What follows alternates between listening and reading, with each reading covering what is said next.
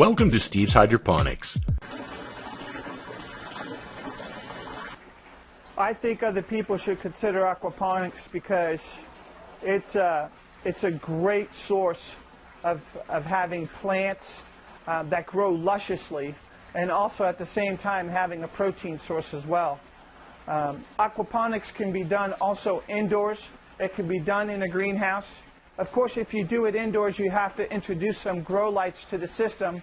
Technically, you can have aquaponics in your garage, growing luscious herbs, plants, vegetables, cantaloupe, anything that you want, technically you can grow in aquaponics. I'm growing plants not in soil.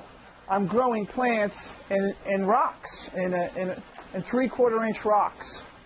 And what's really nice about this is that I don't have to weed, I don't have to mulch, I don't have to water, and I don't have to till every year because it's constantly being fertilized by my fish that are growing in that fish tank over there. This is where we have a nice oxygen supply to the actual tank. One is by the water being reintroduced back into the tank through the grow beds, through this pipe right here. Not only do I get plants and fruits and vegetables, but I also get some good fish. And that's a great protein source. And of course I like fish, so I'll be growing 150 fish, almost up to 1.5 pounds. And that's almost 200 pounds of meat. And so that's a great source of protein for me and my family. And of course, having the plants as well to eat. You know, when you plant your plants in here, you know, you just got to separate the rocks, of course, a little bit. You know, you stick your plants in this rocks, and then basically you let it go. You're done at that point. Because this water is being introduced here constantly through this pipe over here, and then being drained, floods and drains about 40 times a day without any interference from me. Because what's in the center of this thing, as you can see, they're in every single tank, is a bell siphon. It not only supplies nutrients to the root, oxygen to the roots, but it also supplies that oxygen to the bio that's taking place, the microbials in the bottom of the tank that are also supplying nutrients to the plants by breaking down all the ammonias and the nitrites to nitrates. And of course, once that conversion is taking place, the plants can actually absorb it through their root system, and you get luscious plants out of this.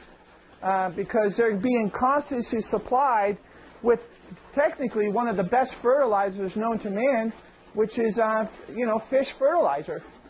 What's nice about aquaponics, though, that this water is being constantly recirculating, and as it floods and drains in these beds, it's also cleaning the water for the fish.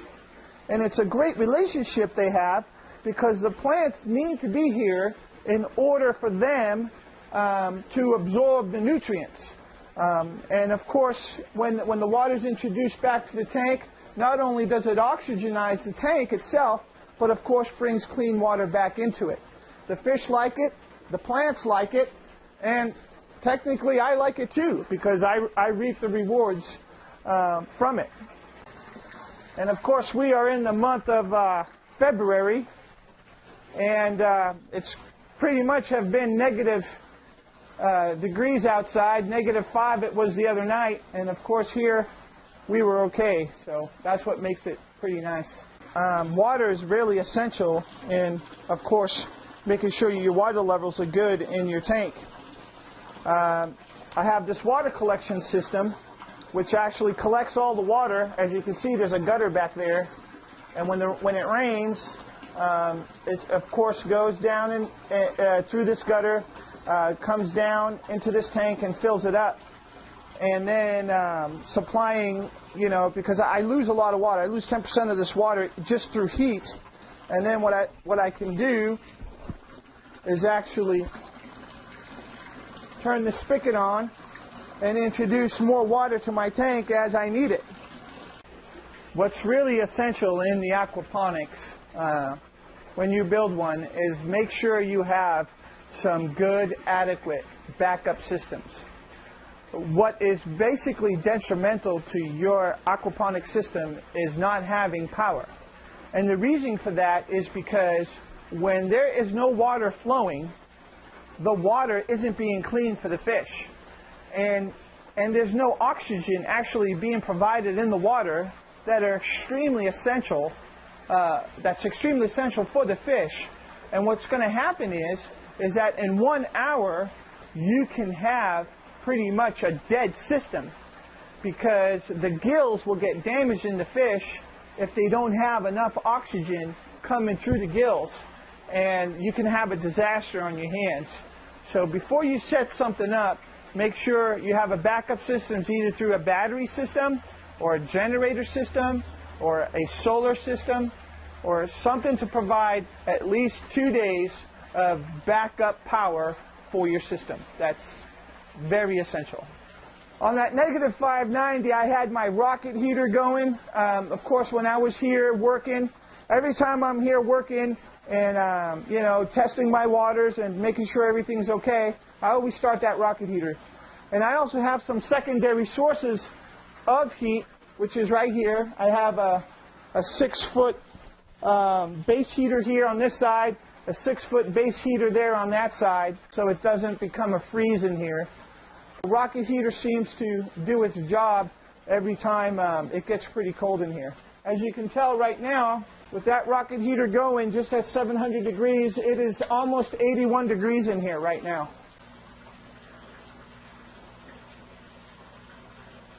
What makes it so efficient is I harness every bit of that fire, because what happens is once this fire gets going, this fire down in this pit here will come up in this barrel. There's an inner chamber that it goes up with, that the fire and the smoke go up with. And then once that heats up to about 1,000 to 1,500 degrees, it reacts with this outer chamber, so when the smoke comes up and comes back down and comes out of this pipe down here, I'm harnessing all that heat that comes across the building, down in the back, up, and through this guy right here. As you can see, smoke is coming out of it right now, and I am touching it with my hands with no issue. And what I've also experimenting with now is burning vegetable oil. I've burned vegetable oil in here before. A whole gallon of vegetable oil lasted, about 2.5 hours. And what I did was I put this in there for experimental purposes, and then had a gallon of vegetable oil that was cooked, and I put it right here, and it just dripped and kept feeding the fire, and it worked really well. So we're going to be experimenting pretty soon with having this thing self-feed with vegetable oil. What's nice about this system here, it's only 3 tanks, and it's for someone who just wants to do this on a smaller scale. It works just as good as the bigger one, because it's smaller and it's balanced. And what I like about it the most is that this can fit in someone's garage even, or just in someone's patio outside if they choose to do it.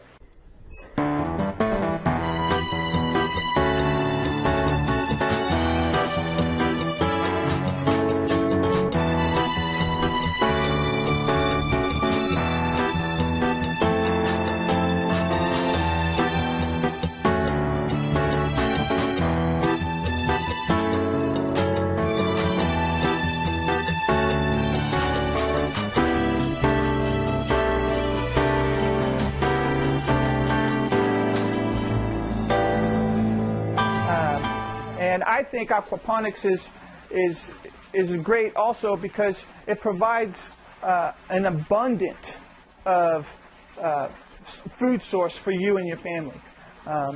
Even with the 3-tank system here, you can probably provide enough food, plant source, and vegetation for a family of 3 or 4 even, because you're consistently growing vegetables. That's the idea. You have to have plants in the system to absorb the nutrients from the fish so they don't build up. So in order for the system to be balanced, you have to have plants and fish working together. And of course you reap the benefits from it.